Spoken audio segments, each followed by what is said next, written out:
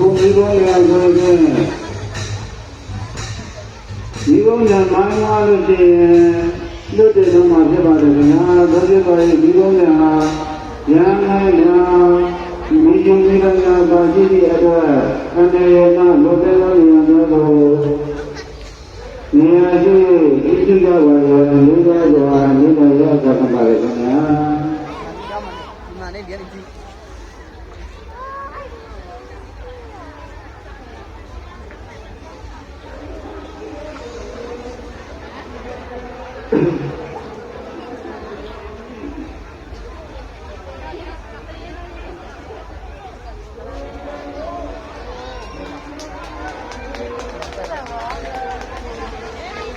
ဒီလိုများမိုင်းဝါးကြီးဒီ